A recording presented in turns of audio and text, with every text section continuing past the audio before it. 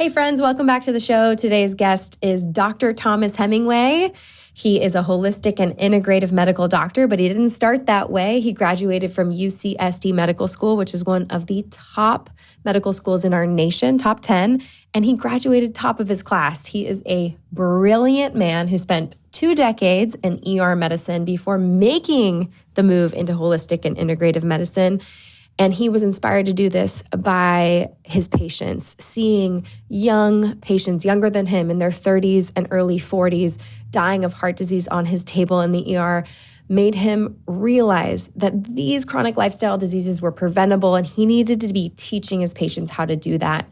And now, as of February, he has a new book, Preventable, 5 Powerful Practices to Avoid Disease and Build Your Unshakable Health. This is a decade of work that he's done in the integrative space to help his clients and patients live their most vibrant life. Dr. Thomas is such a vibrant guy. He has 6 kids and enjoys surfing, snowboarding, skiing, hiking, skateboarding, mountain biking, and playing tennis. He is full of energy, and you can be too. He's going to share those 5 powerful practices on today's episode. It was so fun to get to know him and to learn how he creates boundaries and inspires his kids to optimize their stress instead of learning to manage it or feel crushed by it. He is such an inspiration and just a breath of fresh air. So I hope you guys enjoy this podcast, take away some valuable, easy, doable tools. And if you're looking for more, pick up his book, Preventable, 5 Powerful Practices to Avoid Disease and Build Unshakable Health. Let's welcome Dr. Thomas to the show. All right, Dr. Thomas, it's such a pleasure to invite you to the show today. Your new book, 5 Powerful Practices to Avoid Disease and Build Unshakable Health, came out this month. Congratulations. Yes. Oh my gosh. That's like a decade in the making. Yeah. It's so exciting. Yeah. Preventable. Right. Yeah. Being the key word there, preventable, Yeah. 5 powerful practices to avoid disease. So obviously a decade in the making. You've been a physician for a long time, really focusing on functional medicine and prevention, which, the book being Preventable, that tells us everything, right? But being a decade in the making, I'd like to know what that first decade looked like. What did it look like getting out of medical school and deciding to move into the functional space? What pulled you in that direction? And what have you been working on with your clients and patients to live their best life?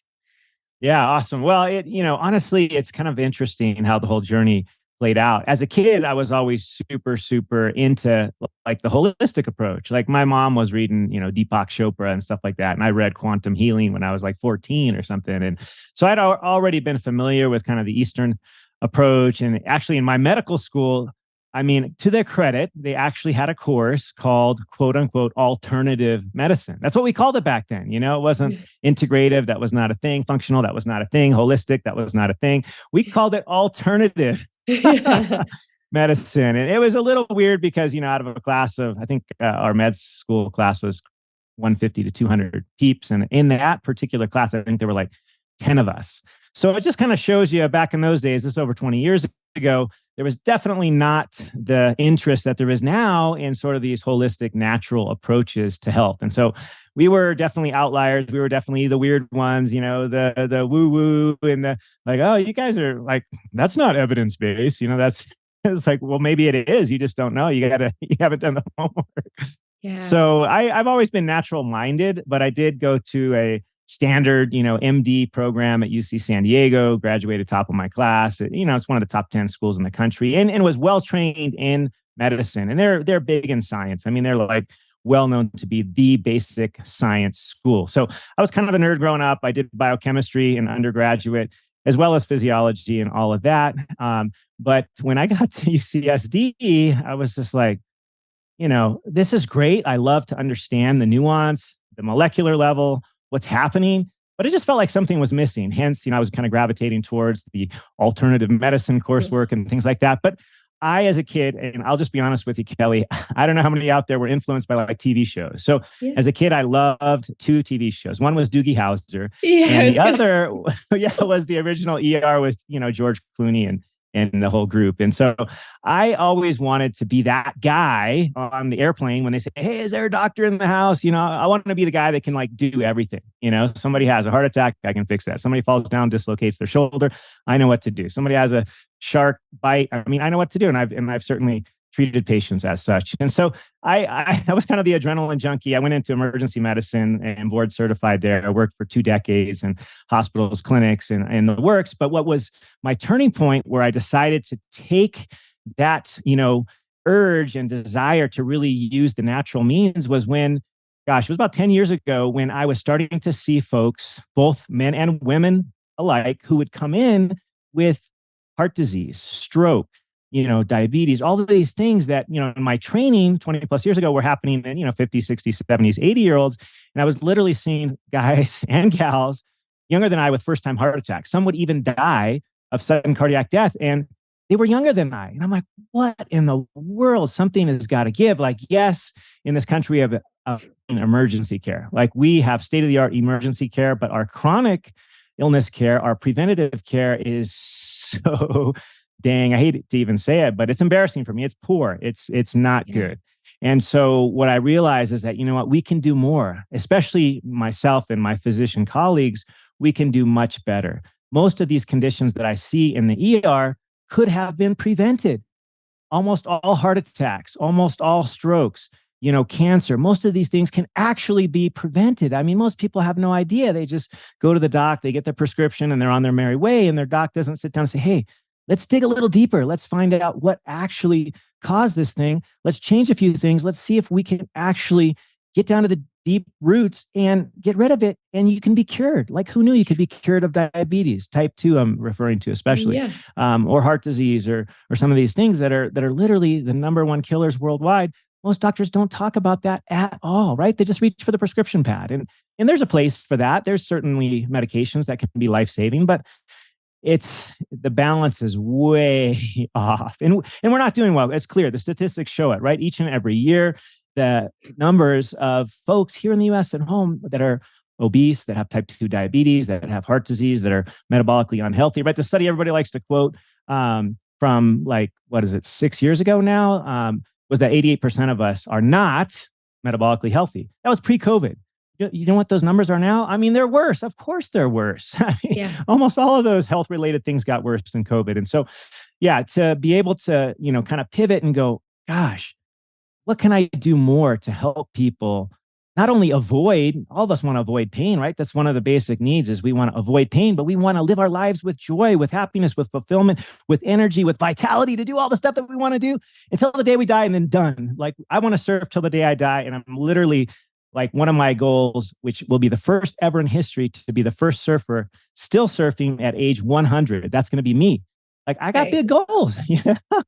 I love that. I want that for everybody. and truly, it is the vitality that you want in your old age, because it is one thing to live to 100, and it's one thing to live to 100 and be functioning and have your mental capacity and be able to, like, communicate and move your body and enjoy your life. 100%. Yeah, it's such a difference. And what was interesting, this was another turning point for me, was even pre-COVID, I think it was about 2.5 years prior to COVID, the first study showing that the life expectancy here at home in the US was starting to dip and actually go down with each and every year, which had never happened in 100 years. Every year the life expectancy goes up, and it started to dip, and then it dipped again, and then COVID happened, dipped down even more. And I'm like, what is going on? We have all of this technology, all of this amazing capacity. We can do, as we can open up a blood vessel in the throes of both a heart attack and a stroke. We can do transplants. We can do all of these things, but yet we're missing the boat. The boat lies in preventing this in the first place. We could do so much better if we'd focus on just a few basic things that are available, accessible. And fortunately, if you just know what they are, I can teach you how to do it. It's not hard. And so that's why I wrote the book. And it's so exciting to share those simple practices and the fun that you can have doing them. This stuff doesn't have to be dry and boring and this is an adding rather than subtracting approach. Like, look at me, I'm bouncing off the walls and I'm turning 50. I got 6 kids. I work several jobs. Like, I'm full of energy, and I want that for everyone. I want encumbered by their health or their energy or their mood or their whatever it is. I want to help people with all of those things. And you're doing that. And we're going to go through today those 5 powerful practices that, help you prevent these chronic lifestyle diseases. I think you hit the nail on the head. You obviously had patients coming in younger than you having heart attacks and dying on the table in the ER. The CDC about 2 weeks ago released that, the prevention of obesity for young children now will include the recommendation for medications and surgeries. I mean, we're reaching for straws here, and we need to get back to the basics. There's clearly an issue happening, and it's really starting to be seen in our youth. And these are the types of practices that we have to start incorporating into our family's practice and really sharing with our children. So let's dive in. What are the 5 powerful practices to avoid disease? And we'll break them down one by one, and you can give us all of your knowledge and tips. I don't know about all. We probably run out of time, but I'll give you the highlight reel for sure. Okay. So, like any good medical student, I developed a mnemonic, right? A memory tool to help us to simply remember these 5 key areas, which I really believe are the biggest levers that can impact our health the greatest. Okay. The first one, the overall mnemonic is MSGs, right? We all hate MSG anyway. Throw another plural on there, S, and then MSG. So F is food first. Food is either the best possible medicine, the best, it's just the thing, both with nutrients and all of the things, energy that we can supply our body, or food could be a slow poison. And we get to make that decision multiple times a day, but it starts at the tip of our fork. It starts with what's in our cart at the grocery store. And it's actually really simple. And the rule that I like to have people take home is that I believe in adding rather than subtracting. So I don't know if anybody's ever traveled out there. I love to travel. I love to go to different countries, especially in Europe, Mediterranean, where they have just amazing food. And I like to sample everything. And what most of us don't realize is right here at home, planet Earth, there's over 200,000 edible plants. So that's vegetables and fruits, over 200,000. Do you know, Kelly, what is the average amount that we eat as humans in our entire life? We'll take a random guess. What do you think? I would say for most people, it's got to be like 15 to 20 max. Yeah. So those are the usual ones, but that we've tried or that we eat, not so much regularly, but 200. So 200 out of the 200 plus thousand that are available. And if you start to include fermented foods from all the different cultures, you add many more thousands to that, and all the different protein sources that are available. I mean, it's literally hundreds of thousands of potential foods that we can eat as humans. And sadly, there's only 4 that occupy almost 60% of the human diet present day. And those are, big surprise, right? Corn, wheat, soy, and rice. Those 4 things occupy nearly 60% of all of the calories that we consume as humans. And yet there's hundreds of thousands of potential options out there. So my philosophy is add rather than subtract. There's so many amazing foods that we can get that are available. I mean, we'll get into it, but really there's only 3 things I tell people to avoid. I make it super simple. Just 3 things. The big 3, the evil triad, whatever you want to call that. But it's basically the highly processed sugar, right? Sugar lives by 100 names, right? The one that you want to really avoid is high fructose corn syrup, all of those sort of sugars and that are processed. Even if it says brown rice syrup, like put it back. That's not good. Even if it says agave nectar and it's organic, put it back. Like these are not awesome for your body. In fact, present day, you mentioned the kids that are having big time trouble with obesity, just as we are as adults. They are now, as well as us, topping the charts for liver transplant due to high fructose corn syrup. Essentially, it used to be, what was alcoholic-related liver disease that was the primary cause for transplant. That's how it was for all of my training. And now it's the non-alcoholic fatty liver disease, the so-called NAFLD, which is primarily caused by overconsumption of sugar, plain and simple. So avoid the highly processed sugars. Number 2, the highly processed grains and flours, right? The gluten is the tip of the iceberg, but we should be avoiding the glutens, the corns, all of the highly processed, pulverized grains that are out there. Basically anything that's bland in color that's in the center of the supermarket, right? The breads, the crackers, the pasta, like all that stuff that's in the middle that sadly, like literally got emptied during COVID. Yeah.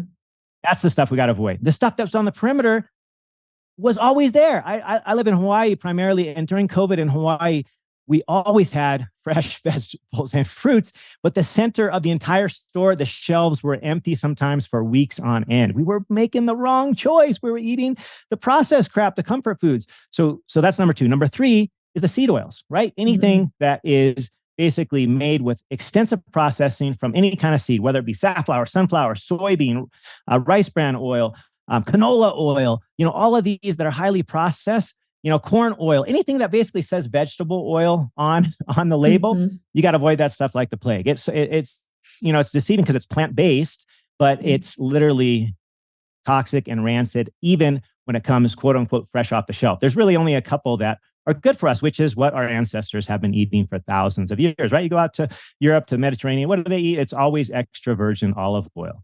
Like, it's actually hard over there to get the crappy vegetable oil that we have here. It's just not available. They have higher standards, right? So olive oil, avocado oil, coconut oil, none of these require any significant processing, just a little bit of pressure. You just squeeze these fruit. Yep, they're all fruit. You just squeeze them and you get oil. Like, that's it. That's all you got to remember. All of the other ones that take processing that come from a seed, forget about it. And they're hiding in plain sight. So my simple ask for everybody out there listening is every week, just choose one thing, one new thing, whether that be a vegetable or a fruit or a type of food. You're going to make a new recipe with something new that you found at the supermarket. Just try one new healthy, real food, something that doesn't need a label, right? That's a single ingredient food that you recognize. You're like, oh, this is a whatever. In Hawaii, we have all these exotic fruit like lychee and rambutan and, all these crazy different fruits that we don't necessarily see here on mainland US. But if you go to your local farmer's market, you're going to find stuff that maybe you've never tried before. Just try one thing. And guess what? It's a heck of a lot of fun. Right. Definitely. Well, for a lot of our listeners, they have kids, multiple kids, maybe not as many as you, but that's also really inspiring because you're showing us that you can get it done. So for a day in the life in your family, what are you and your kids eating breakfast, lunch, and dinner? Or, what meals are you eating together? What does that look like when we're not eating from the center of the grocery store? Yeah. So what I would say is I'm definitely not perfect. And I've definitely had to adjust things, especially in the last decade, that I'm paying a lot of attention to it. So if you asked me this question, Kelly, 10 years ago, I would be really embarrassed that I, like most out there, were buying processed foods, things like breakfast cereals and bagels. And I was buying that crap. And my pediatrician, I remember this clearly with our first son, he's like, okay, now this is like landmark milestone day. We get to add juice to the diet. Like, go buy one of those big gallon things of apple juice from Costco. And I'm like, really? That stuff doesn't seem like it's healthy. He said, yeah, it's going to help them poop and all this stuff. And I'm like, oh my gosh, worst advice ever, right? You should eat your fruit and not be drinking your fruit, especially not buying any processed fruit juice. Like, that is, you might as well just put sugar in water, mix it up, and just, mainline that, because that's what it is. So I was there, like most of the US, where, right now, present day, 60 some odd % of our food comes from these, what I call food-like substances, because it's highly processed. And the kids, sadly, Kelly, it's even worse.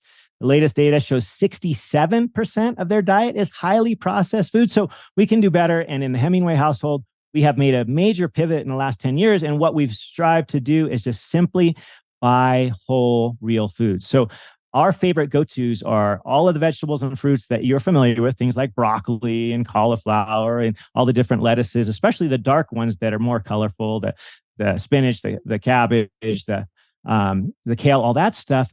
But the fruit as well, you really have to buy the whole rainbow. And my favorite fruit, I know many are going to go, what?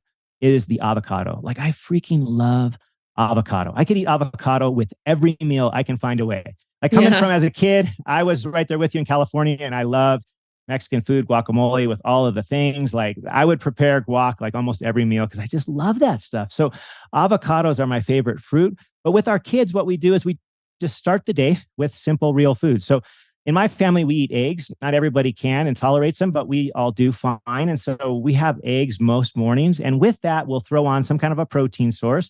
Oftentimes, I'll be honest, it's just whatever we ate for dinner. So the other night, I cooked up some grass-fed ribeye, and I had some couple of pieces left, and I literally had steak and eggs for breakfast. My kids will ask for, these kinds of things too. It's usually eggs with something else as a protein source, whether it be, some grass-fed, well-finished meat. I got to be honest, fish doesn't go that well with breakfast. I tried that a few mornings back because it was left over and nobody else wanted it. I'm like, well, I'll eat it. Dad will eat it. And yeah, for breakfast wasn't my favorite, but but basically we start with protein. Protein is number one. And even my kids, it's so funny, Kelly, you could ask my 5-year-old, like, hey, does such and such have protein? And she could tell you, like, and she'll ask me, Dad, well, does this have protein? Because I know protein is good for you. It's really, really cool.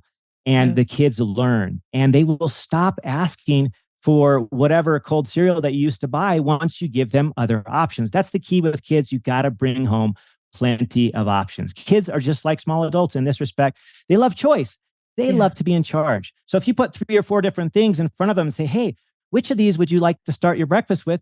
They get to pick. The power is in their hands. And if they're all healthy, real food, single ingredient options, you can feel amazing about yourself because they're making a great choice. And guess what? They'll perform better at school. They're not going to have that crash 1.5 to 2 hours later that happens if they eat the standard American crap, carb processed breakfast that most of us have eaten most of our lives, including me. Right? Even when I was working full time in the hospital, I'd go to a hospital meeting early, and guess what they would serve? They'd serve up bagels and scones and like all of the garbage that I'm telling you not to eat. That's what they serve up in the hospitals. And it's really, really sad, but we can be better at home, and it's easy. And with kids, you just got to give them options.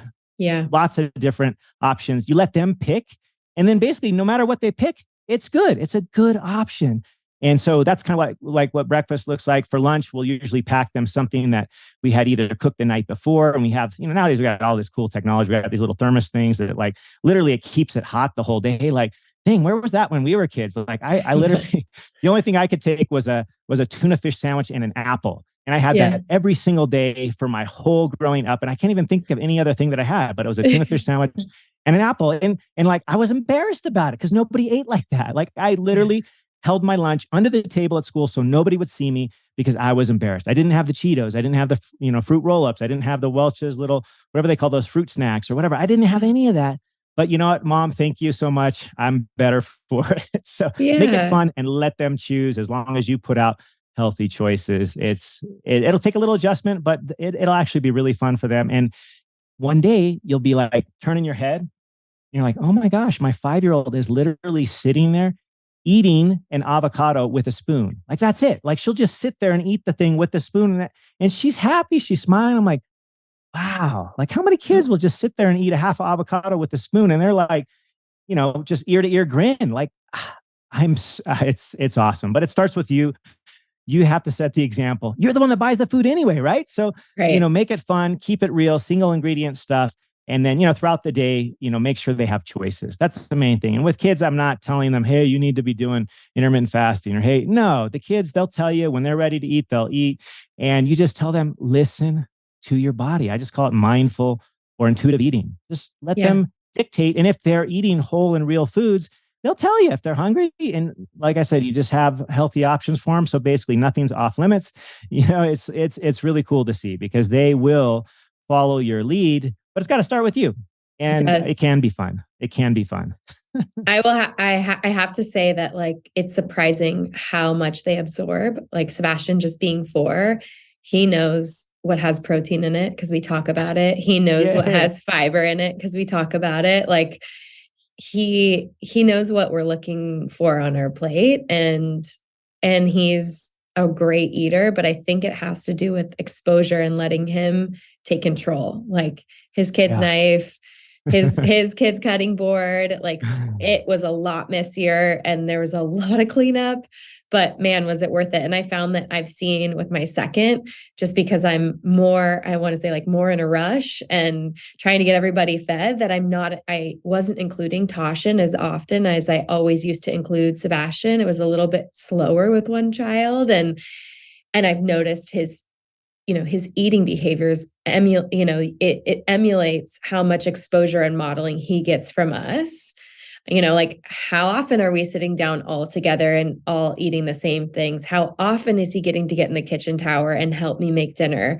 And so even just this year and talking to Chris about it, I'm like, I need more special time with T. He's got to get up in that tower. He's got to help me. Like because he just loves the playroom. He loves his fire trucks. He's not as interested. Sebastian wanted to be a part of everything. And so I have to pull him in. But I'm noticing a difference like immediately within days when he starts, within hours. Like if he's helped me make dinner, so much more inclined to eat whatever he puts out. And it's really cute to see the pride. It's really, really cute. Totally. I would echo that. And you just got to reel back yourself, check yourself, because as a parent, right, it's harder if we let them get involved. It takes more time. But so what? Think about the impact that you're having on the generations. Like if they learn this young, oh my gosh, this is where the proverbial buck can stop, right? The obesity epidemic can stop right at your own home with your child, one at a time. Like every moment you're spending with him is invaluable. So keep it up. That's amazing. I mean, it's like you said, it's reminding yourself that the mess doesn't matter and to get them involved. And I also really enjoy it. So, I mean, I love Legos too, don't get me wrong, but I really, really enjoy I really enjoy cooking. So like just bringing them into my world, it's sweet. It's a sweet moment to have together and I'm fully immersed. So if that's you and you're listening in, like just get a kitchen tower. I'll throw my favorite in the show notes, get some kids' knives. You don't have to worry about them cutting themselves. And then once you feel comfortable, give them the sharp guys. All right. So food is an obvious pillar of the 5 ways to prevent disease. I love all of your tips and preventing, for everyone listening to add to their plate. I can echo that a million times. I love that philosophy. It doesn't feel restrictive. Being aware of those 3 that can be detrimental to our health is also important. But after food, where are we going? Yeah. So MSGs. So M is just the simple act of movement. You just got to move your body every single day. Like literally do something. And the easiest thing, people ask me, what's the best exercise, Dr. Hemingway? What is it? You know what? It's the one that you will do daily, that you will do over and over. That's easy. And for me right now in this phase of my life, it's just taking a walk, right? We're bipeds. We know how to do this. It's something we've been doing for millennia. We can walk and just start mixing it up a little bit. And my key thing that I'll just add and ask you to try is just do some little movement after you eat, every time you eat. It can be 5 minutes. It can be 2 minutes. Right now, I'm staying in Utah with my mom helping her out, and it's sub-zero temps, like legit. I can't go for my normal walk as easily. I can get bundled up, but like it's hard to get a 5-year-old, a 7-year-old, and the other 4 boys all bundled up just to go for a walk after meals. So you know what we do? We turn on 2 of our favorite songs, so that's about 6 minutes, and we have a freaking dance party. We're just going, acting goofy, and we do dance parties after we eat, and that's our movement, and that counts. And it's amazing, and it's fun. You have cool memories with your kids, just being goofy and move your body all throughout the day, especially after you eat. I didn't realize this until I wore a CGM myself. And my daughter, many of you may already know, but she just got diagnosed with type 1 diabetes. And so like we are so clued into this whole blood sugar thing. And when she moves after her meals, there's like almost no spike. It's crazy the difference it makes. And so little things that you can do, like a little bit of movement here and there. I'm standing right now as we talk, Kelly. I have a standing desk and it's not fancy. I literally, and you could tell because my computer was kind of moving around. It's on top of a normal desk. I have some books stacked up. Usually it's a box, but I couldn't find a sturdy box. And so I literally just have like 8 books stacked on top of my desk, my laptop on top, and I can stand. I can stand all day long while I work. I can move. I can turn on a song once an hour and do a little dance. I can literally pick up the weights that are at the floor on my desk. Like whatever it is, I just try to do something every hour. It can be 1 minute, 2 minutes. It can be whatever. It can be a walk around your office, up and down a couple flights of steps. It can be standing lunges, standing air squats, like drop down and do a plank for a minute. Like whatever that is, it could be that simple. But the more you move your body, the healthier you will be. Because the converse is the thing you hear everybody talking about social media, right? Sitting is the new smoking. Right. Well, it's not far from the truth. There's much data now that correlates directly. There's a direct relationship with the amount of time we sit in a day to our likelihood of basically getting all of these diseases we're talking about, avoiding, right? The heart disease, the cancer, the neurodegenerative disease, Parkinson's, Alzheimer's, stroke, all these things literally go up as we sit more. So Yeah. stop sitting, get a box out of, your garage that you got from Amazon or wherever last week. You put that on top of your desk, convert your desk into a standing desk. And that one simple thing, you'll be amazed at how much better you will feel. So just move your body, no gym required. If you're a gym person, fantastic. I personally am not a gym person. And I just never been. I just like to go outside. I like to go outside and surf or go for a walk or mountain biking or skiing in the winter, snowboarding, whatever that looks like. I just like to get outside. So I don't have a gym membership. My wife does. She loves the gym. She's like lifting weights, and I lift weights too because strength training is important, but I don't go to a physical gym. So it doesn't have to be complicated. It can be done at your own home with your own body weight. It can be that easy. There's lots of tips in the book, but just move your body. End of story. No, it's great stuff. I mean, wearing a CGM is so insightful when it comes to what 5 to 10 minutes of movement can do to blood sugar that's on its way up and quick. I mean, it's an immediate flat line, and then you see it start to drop. You're back down in a normal range very quickly. And that gives you so much flexibility. There's never, I don't want people to think like, oh, I ate this way, I need to punish myself. No, that's not it. It's like getting in the habit of just moving your body to increase insulin sensitivity, to bring that glucose into your muscles and to store it for energy. Like that's the best part. Okay. So we got F, M, now we got S. S. So the first S is sleep. And I like to put that first because in my medical training, it was probably the most underrated. And I can't really blame my professors because 25 years ago, to be honest, we actually didn't really know. I mean, it sounds crazy to even say this, but we didn't really know why we needed to sleep. What we did know is that if we did not sleep, we were not only cranky, but we performed less well on both mental and physical challenges, whether that be fine motor skills, whether that be recall, all of those cognitive type of things, as well as our sports capabilities and things like that, all went down if we didn't sleep. So we knew it was not good to not sleep, although we basically made you feel like you were a loser if you slept more than 4 hours a night. I was told this by almost every professor, and especially once I got into the hospital years, that every hour I slept, I was going to be missing something I could be learning because I might have missed seeing an emergency go down in the ER or some emergency surgery on the floor or whatever happened. Like I would miss something for every hour I slept. And so sleep was definitely not encouraged when I did my training. We didn't have like work hours back then. I don't even know what it is now, but it was 100 plus in my training years. Now I think they've moved it down to 80 or 90 or whatever that is, which is still ridiculous, but at least they have some kind of work hour limit. Mm-hmm. And they value sleep more. And this actually just came from, I think it was the year 2006, I want to say, out of the University of Rochester with Dr. Nattergaard and colleagues. They were the first ones to describe the glymphatic system, right? We all know about the lymphatic system of the body, but in the brain, it also has sort of a flush and rejuvenate and take out the trash. Like with kids, you know this, if you don't take out the trash every single day, I mean, literally every single day, like that stuff just builds up. Or pick up the Legos every single day. Like you can see the second law of thermodynamics happening every single day, which is that the entropy or the disorder of the universe is increasing. And that happens at home, that happens in your body. If you don't have a time to flush the system, get rid of the trash, take out the garbage, refresh, rejuvenate, and get rid of all the toxins we're exposed to on a daily basis, if you don't take a moment to do that, that's why we get all these crazy chronic illnesses, like in the brain, the neurodegenerative stuff, right? The Alzheimer's, the Parkinson's and all that, because we're not allowing the body to refresh, rejuvenate, flush, and just take out the silly trash, which only happens while we're sleeping. It literally only works while we are sleeping. So dang important. Sleep, I feel like, is one of the simplest, but one of the most powerful levers that we can add to our toolbox, so to speak. And most people are not taking advantage. And especially recently, right during COVID, like it's like, well, we're all at home. We got Netflix available. We can work late into the night because we don't have a regular office hour thing. I can bring my laptop to the couch or to my bed and I can work at any hour. Like it's not good for us. Like if you're doing all the other things, like you're eating well, you're moving your body, you're optimizing your stress, all of those things are perfect, yet your sleep is crap, you may never be able to lose that last 10 pounds. Right. And maybe if you started sleeping your 7 or 8 hours, that stuff would just melt away. And it's not you being weak, it's your physiology. It's hormones. If you want to optimize your hormones, start sleeping.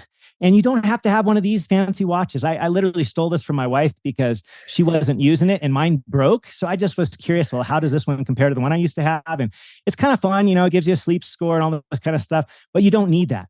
Like the best judge of how you slept last night is just how you feel when you wake up in the morning. So it's really simple, but we have to prioritize it. And what most people don't know is that one of the first things we do in the morning can almost, it's one of the most powerful things to get a good sleep at night. Just get outside, get some natural sunlight, have that light hit your eyes. It sets your circadian rhythm. And that can be one of the most simple and most powerful tools to enhance your sleep at night is what you do in the morning. Take 2 minutes and just walk outside. Even for me, it's easy right now because I'm walking my kids to the bus stop and it's freaking cold. Today it was -7.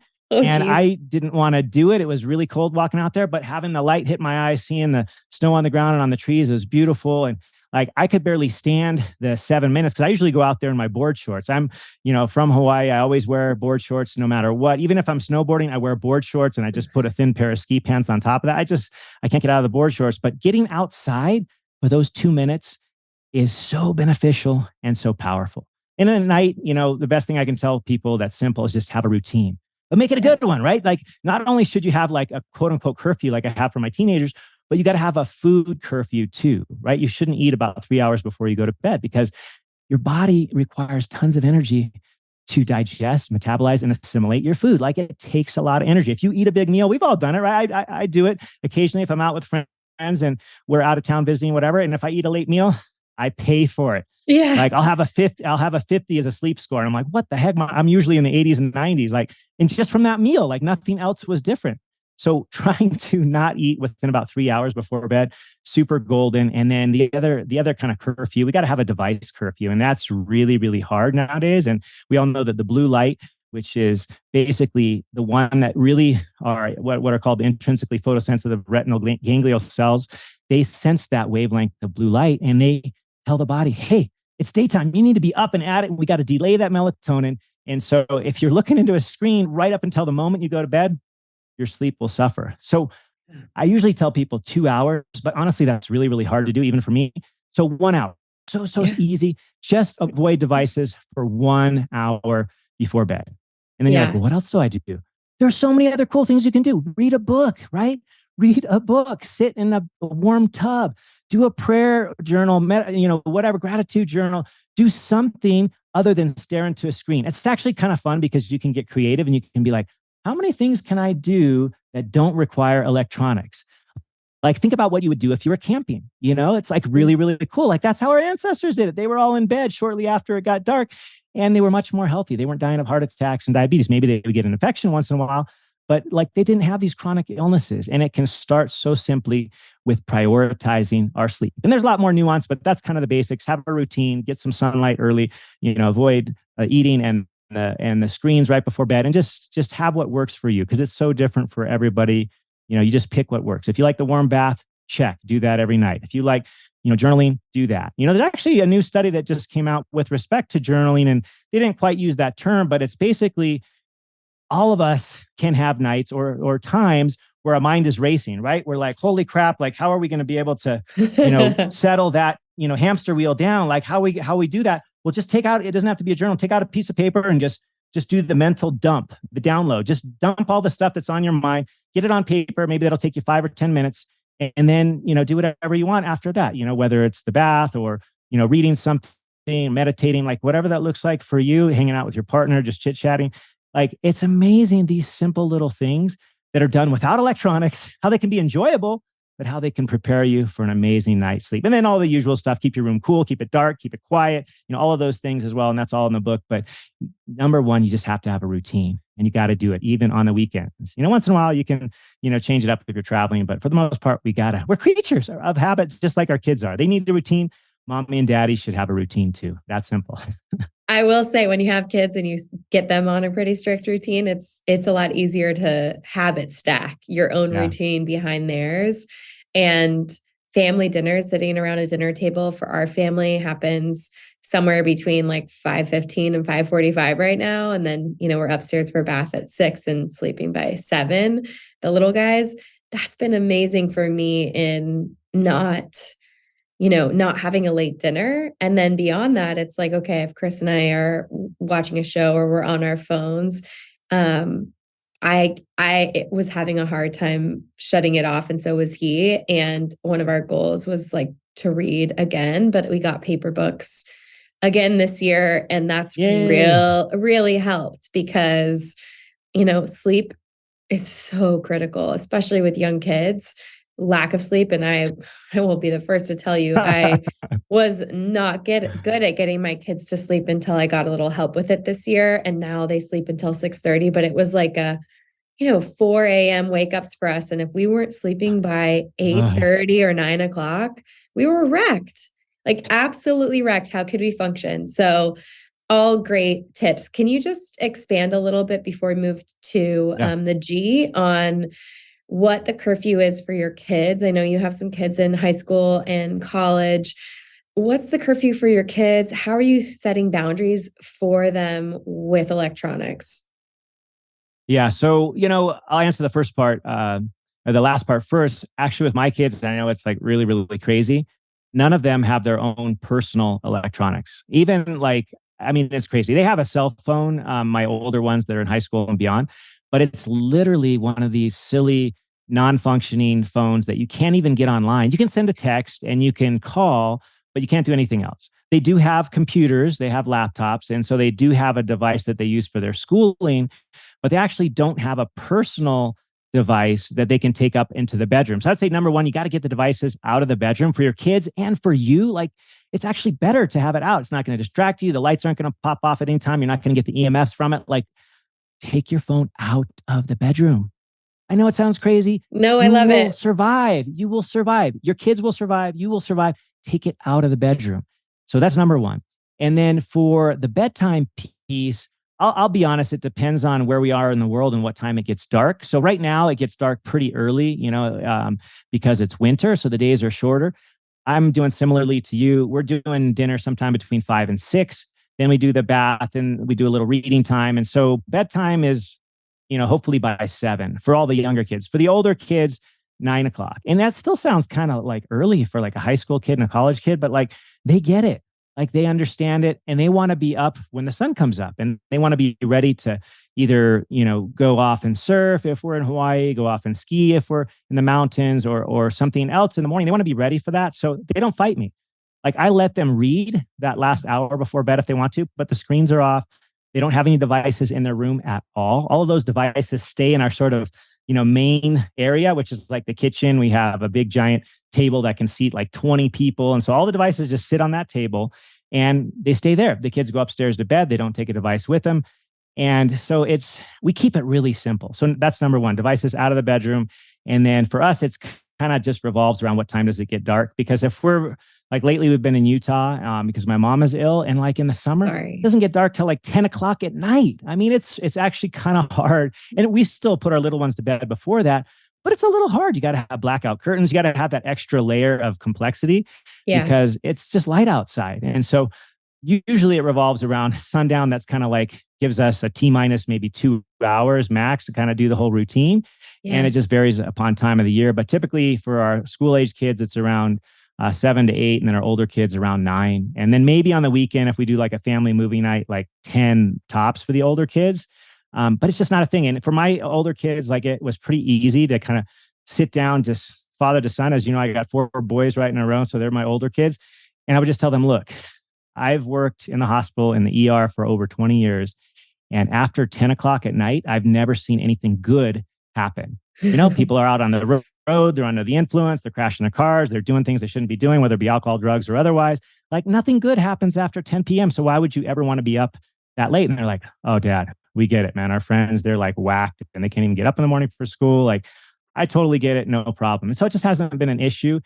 But we got to set the tone. We got to set the example. We got to make that routine happen. And I Yeah. agree with you wholeheartedly. If you can get the kids into a routine, so much easier to get yourself into routine. And then the day doesn't govern you. You actually get to govern the day, which is a really cool place to be. And it's a great thing to see your kids do as well. It's just simple. 100%. All right, let's move to G. All right, G. So this is probably the biggest one. And so we'll talk the least about it just because there's so much nuance. This is gut health. But what's Mhm. cool about gut health is all of the other factors that we've already talked about, the food, the movement, the sleep, all of those play into our gut health. It's literally, you can't even separate it. So as you eat healthier, guess what? your gut gets healthier. But why should you even pay attention, right? Well, you should, because the little guys, right? The bacteria, the viruses, the protozoa, all of these things, they outnumber you, number one. Not as much as we used to think. We used to think it was 10 to 1, 100 to 1, 1,000 to 1. No, it's maybe to 1.5 to 1 or something, but they do outnumber us. With respect to their DNA or their genetic material, there may be 100 times more of that than there are human DNA, for example. So they do outnumber us both with respect to numbers and DNA. We should pay attention, and they can be our biggest power partners, our best friends. Like, they can do amazing things. They can make vitamins for us. They can help digest our food. The immune response, I mean, gosh, over 60% of our whole immune system lives in the gut. Like, as we start to take care of what happens down there, oh my gosh, life-changing. So I won't get into the nuance. There's actually quite a bit in the book about it, but all of the other factors play into that. And so they're inseparable. It's really our most, powerful combination is how we can work with the little guys and gals that live inside of there, in us, on us, within us, in our gut primarily. But as we take care of them, they will take care of us. And it's astounding how much of disease actually relates to your health with respect to your gut. Your gut health is so paramount. And thankfully, that's not a weird, crazy idea nowadays. Most people have heard of it. When I went to medical school, never once heard of that. Nobody was ever talking about it. A lot of mainstream doctors still don't talk about it. It's like, dude, get out from under that rock that you've been under for the last 20 years. Like, there's plenty of data on this stuff. So it's a lot of fun.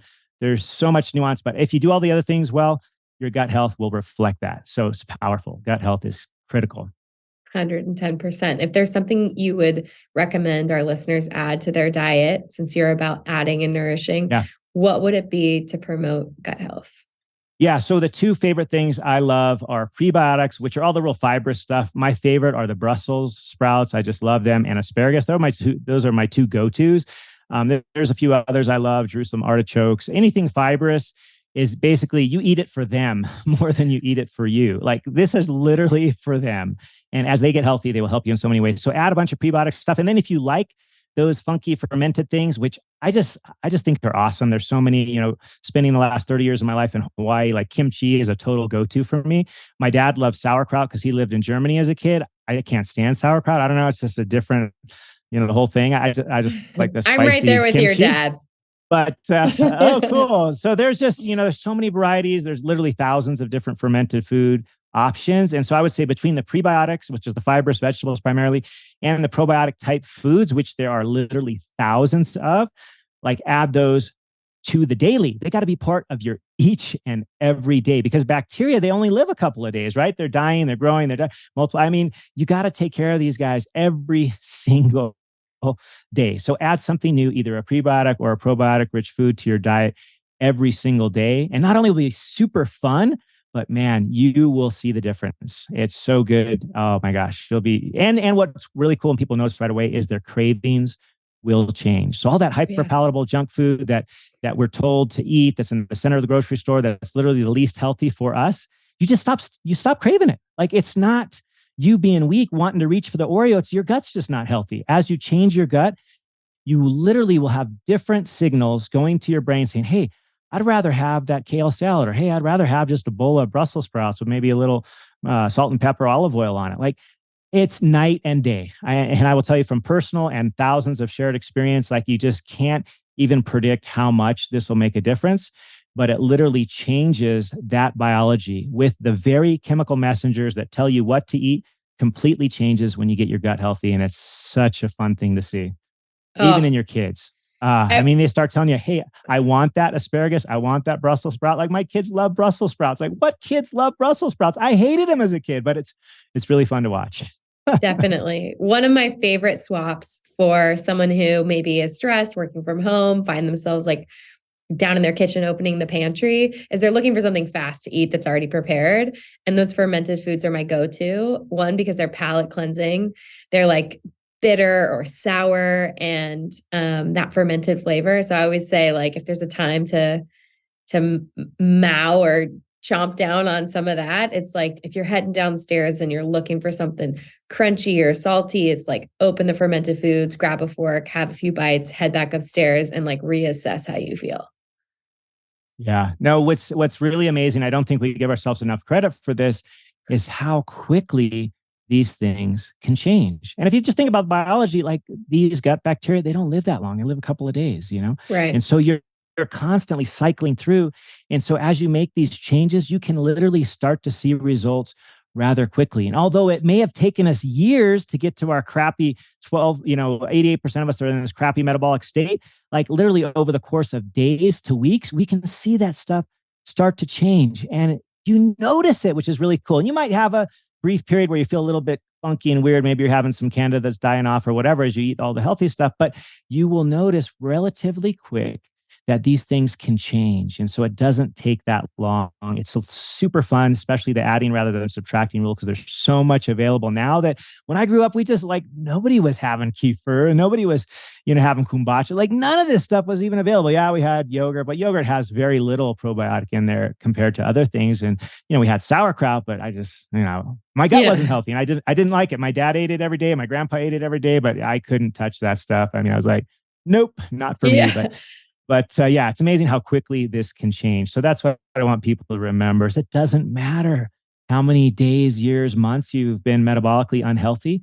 This stuff can literally change today with that decision. Just eat something new, one real whole food, one new probiotic rich food. It can happen quite quickly, which is really super fun to watch.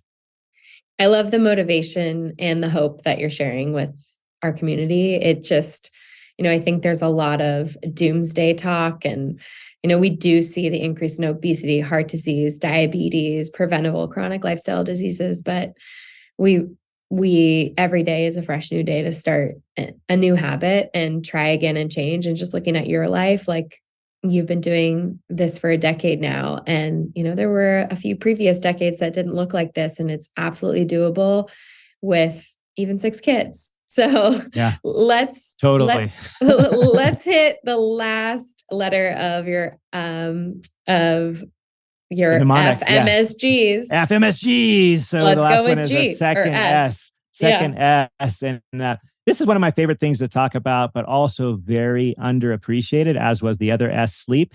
This is stress. And we all know that, stress can be bad for us, right? And lately we've had more stress than ever the last couple of years of pandemic and everything. But one of my favorite studies that talks specifically about stress came out in 2012, so much before the pandemic.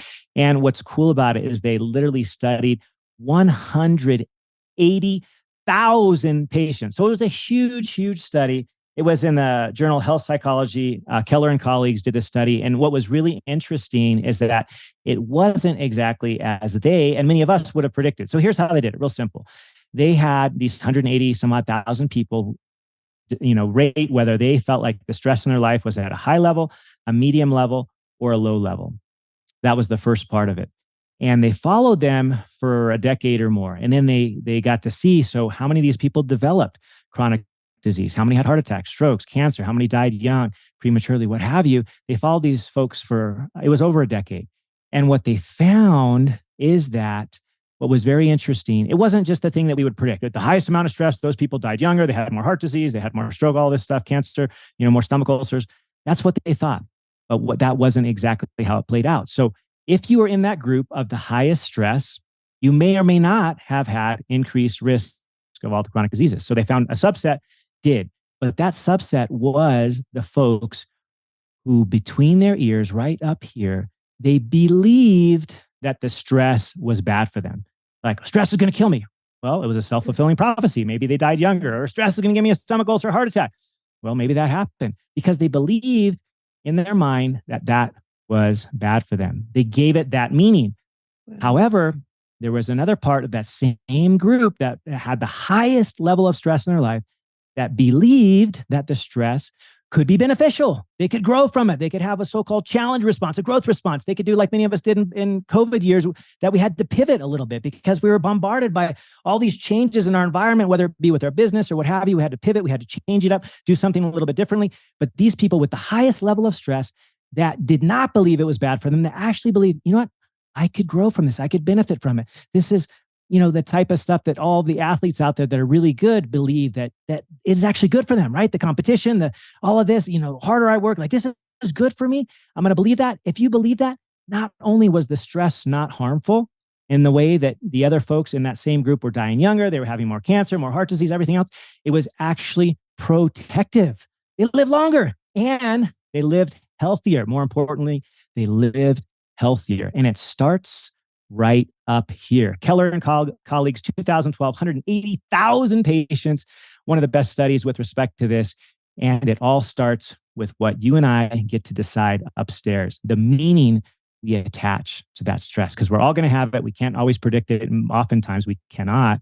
It's going to come from all kinds of crazy directions like the last few years, but we get to decide. And then with that, I explain all of the different myriad and sundry techniques that you can use, whether it be breath work, whether it be moving your body, whether it be some sort of meditative type of practice. I mean, so many tools out there to help what I like to call out the optimization of stress, because we're all going to have stress. A lot of people use this like management. How do you manage? What a negative connotation. Like, let's just optimize it. Let's make it as good as it freaking can be for our body. And let's try to benefit from it. And you can do so with as simple of a practice as taking 5 slow, deep breaths, right? If you use the box breathing method, 1 minute is 5 breaths, takes 12 seconds per breath. And that can change everything. You don't have to meditate for 30 minutes. You've got, soon to be 3 kids. I got 6 kids. I can almost never meditate for 30 to 60 minutes. Like, it just doesn't happen. But give yourself 1 minute. Maybe if you got young kids, you can do 2 minutes while you're in the bathroom, right? Everybody's got to go to the bathroom. Right? That's the way. When you shut the door and you get rid of the kids for 5 minutes or whatever, you can meditate right there. 5 breaths, and it can change everything. Your physiology can literally change that quickly when you take some kind of mindfulness practice, as simple as some breathwork exercise like that, taking 5 deep breaths, or you just do a quick bout of any kind of movement, whether that be a quick bout of air squats, or for me, I like to do a quick plank, do 2 or 3 minutes of plank. And like, oh my gosh, not only am I shaking by the end of that, but I'm like, okay, I'm ready. I can tackle whatever else, that phone call, that thing that I got to do. Like, I am ready. And it took 1 to 3 minutes. Doesn't have to take a lot of time. These practices can be simple. And yes, you can do them with kids. Absolutely. So it's a lot of fun, but it starts with what's up here, what's between your ears, what you decide. You get to decide this. Right. Looking at getting your mind right and looking at it as a way to grow and become resilient and see your strength improve, optimizing your stress. I love that. That's a great, just changing the vocabulary around it can really change your mindset as well. So with your kids, how are you talking about it? How are you talking about stress, and how are you helping them implement stress optimization techniques? Because I've really seen, especially with clients who have kids in high school, going into college, they seem more stressed than I ever was at that age. I point the finger at social media and a bunch of other things, but there's just a lot of pressure on them. And I feel like their childhood can be like sort of ripped away, like the nature, the play, all of that. So especially because your 4 boys are a little bit older, what conversations are you having with them, and how are you inspiring them to optimize their stress and to find outlets? Yeah. So firstly, just helping them recognize, like, when they're starting to get a little testy, they're getting a little cranky, they're getting a little, they're barking at their brothers or at me or their mom, whatever that looks like. Like, first of all, they just have to kind of recognize it, and that you're feeling this is just the way that your stress manifests. There's nothing wrong with you. It's not bad. We all have stress. Now that you recognize it, what can you do? And we go through the list. Like, maybe you want to go outside and do 5 minutes outside on your skateboard, on your ripstick, on your whatever, as long as they have a helmet on, right? Bicycle, Yeah. whatever, do 5 minutes outside. I've also taught them the breathing, it's just simple box breathing techniques. Anybody can learn that. So easy. Or, getting out old fashioned time, right? Just a paper and a pencil and just writing, just letting your mind just kind of write the stuff that's bothering you, whatever you want to just dump. Like, use that as a technique. Gratitude. We talk about that. We have a little jar that's in the center of our table. And like, every day you got to write a little something, you pop it in that jar. And then once a week, or sometimes it's less often, but hopefully it's once a week, we go in there and we start pulling stuff out. And it's really fun to see what the kids will write. So just simple things like that. Number one, you just have to help them to recognize it. And then it's just part of being human. It's not bad to get stressed out. Like, it's part of life. It's okay. It doesn't make you a bad person. It's normal. You are normal. You are amazing. But now that you recognize it, what can we do to kind of optimize it so that you don't punch your brother in the face, or so that you don't throw your little sister on the ground, or so you don't, throw that whatever thing of food on the floor, whatever it is, depending on what stage of the life you're in. Like, we just try to help them recognize what they're feeling, and then just give them some options, and we work through those. And then what works for them, they kind of gravitate towards that. Some of my kids, they know, like, we've kind of used this word timeout, take a timeout, whatever, but they know that what that means is they just decide what technique works for them in that moment. And it might be just go outside for a couple minutes. It might be sit down and write a little bit in their journal, or whatever, turn on a song that they like, and just do a little private dance party, whatever. Like, they have these little things that they know how to do. And instead of, getting in that fight with their brother, which still sometimes happen. I mean, there's just a lot of testosterone in my house, and my kids that are in college, they're at home right now because it's one of the things that's good about COVID, right? They got so many options. Like, one's in a finance program, the other's in a music program. They're literally doing that from home, which is really cool to watch, but they can be in each other's grill. They're home all day. I mean, you put four boys under the same roof and then add myself, five of us, like, there's a lot of testosterone flying around. So number one is just help them to recognize it, and then just teach them some tools, and they'll gravitate towards those that work for them. Like, it's totally different for my daughters, for example. Like, they're totally different humans, and one of them likes to just kind of journal, and the other one likes to like punch stuff. Like, she'll pick up the weights. We have little dumbbells at every place, and when she gets mad, she'll just start, lifting the weights, or she'll run around, or it's got to be something physical with her, and that's just the way she's wired. My other daughter just likes to sit in the corner by herself and write or read. Yeah. Like, those are her favorite sort of stress optimization technique. So give them options, and then let them pick. Kids like us need choices. And, the whole timeout thing, we as adults, we also need timeouts often. So we need to find out what works for us too, and then go use that as our go-to. For me, it's always been some kind of a movement, or if I can't do that, it's some kind of a breath work, quick 5 breaths, whatever that looks like. But we need to teach our kids a couple of these so they have options, and that they know that stress is normal. Getting a little anxious and a little feisty, that's normal. And then you just help them to learn some techniques, and let them pick what works for them. That's great. I mean, it definitely takes leading by example, and coming from the very professional degree, and coming from UCSD, and, like, one of the top medical schools in the country, like you said earlier on the show, they really valued lack of sleep and hustle and drive and working all the time, and that workaholic culture. How are you leading by example with the flow of your day, and showing your kids and your family what you value and prioritize most, and how have you built the boundaries to do that in your own life? Yeah. So once again, I'll just share that it can be really, really simple. You don't have to get the book like Miracle Morning and have your whole power hour. Like, oh my gosh, like, if I had an hour to myself every single day, I'd be getting up at 3 a.m. That's just the reality. But I can do my sort of prep for the day in about 15 minutes. And so I share with my kids what that looks like. And number one, it's got to be without the phone. You got to still leave that phone out of the room. You get up, you do a couple of deep breaths. For me, I also drink about 20 ounces of water. First thing when I roll out of bed, I don't eat any food, but I do drink a good solid chug of water. And then I just take a moment, do a few breaths. I do a couple of gratitudes, and I do them in my mind. And I may actually write out a couple of things, either a thank you card or something that I want to do, and share specifically with a person that I want to thank them. And then I just write down 2 or 3 things, right? That's it. Like, you've heard the expression 1, 2, 3, too many. Like, the days of writing like 20 things that you want to get done in a day, like, forget it. Especially, you have a couple of kids, like, forget it. I mean, if that list is like, do the laundry, do the dishes, prepare the food, yeah, you can have 20 things. But I'm talking about the needle mover stuff. Like, just pick 2 or 3 things. Keep it super simple. These are the musts that you have to get done that day.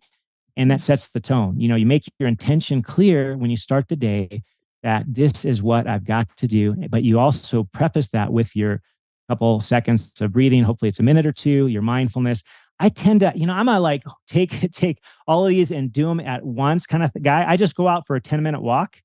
And in that walk, I'm doing all of the things. I'm doing my mindfulness. I'm doing my gratitude. I'm setting out my plan for the day. I'm also getting my eyes exposed to that beautiful thing, which is called the sun, the daylight that sets my clock. I'm doing all of that in about 10 minutes. And I might have moved my body 1,000 steps or whatever that is, depending on how fast I walked. So in 10 minutes, you can have your miracle morning. Even with kids, you don't need an hour. Just get up 10 minutes earlier. I think we can all do that. It can be that simple. And so with my kids, same thing.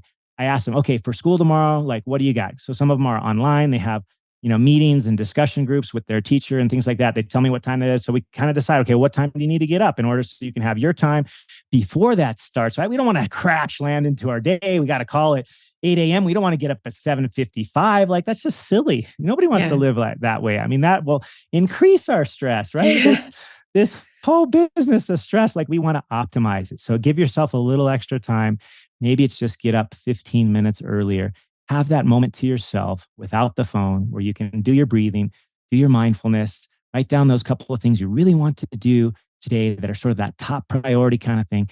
And maybe even move your body in some way, whether it's a walk, whether it's a 1 minute exercise. I mean, it can be really that simple, but it can be life-changing. And that's everything I want to share today is these are simple things. They don't take a lot of time and they are powerful. When they are repeated each and every day, the magnitude of the effect is unbelievable. You could never predict how much it will greatly impact you to the positive with something so simple as a 10-minute morning routine. If you're not doing it, try it tomorrow.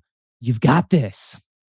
I love those bite-sized tips and just being so realistic with the audience, honestly, because being a mom of young toddlers and having a past life where I could have these miracle mornings and plan everything out and then, see some clients, tape something for social media, a new recipe to inspire people.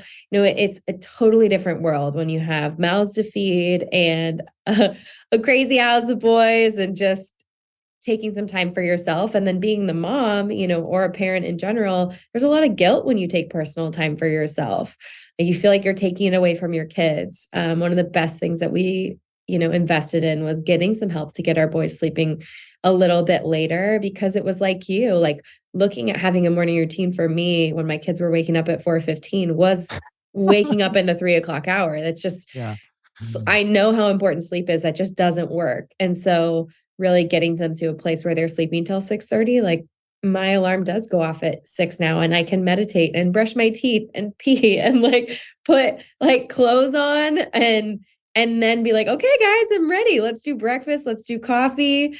It's a totally different way to start the day. And so, yeah, just bite-sized amounts of time for yourself as a parent can make all the difference in the world. Dr. Hemingway, this was so inspirational and really clean and precise about how to look at FMSGs, how to change your life using your tips. Thank you so much. Where can people find your new book, Preventable: 5 Powerful Practices to Avoid Disease and Build Unshakable Health? Yeah, so easiest place is either over at my website, which is just my name, thomashemingway.com, spelled just like Ernest spelled it with one M, so Hemingway, and it's THOMAS, thomashemingway.com. On Instagram, I'm DR for Dr. Thomas Hemingway. Pretty much on every social media, it's some version of Thomas Hemingway or Dr. Thomas Hemingway. And the book will be available pretty much, it'll start with Amazon and then it'll kind of trickle down from there. But yeah, it's there. It's also got its own website, thepreventablebook.com. But really, any place you can find me with Dr. Thomas Hemingway or thomashemingway.com, all the things you can find me there. I also have a podcast, Unshakeable Health, which comes up every Thursday. I have a Thursday to Thrive, and one of those things is with the podcast. And so I have many amazing guests, including yourself, coming on the show. So I can't wait to do that with you. But yeah, really easy to follow me, Dr. Thomas Hemingway. Yeah, thanks for that. Thanks for your time. I really appreciate it.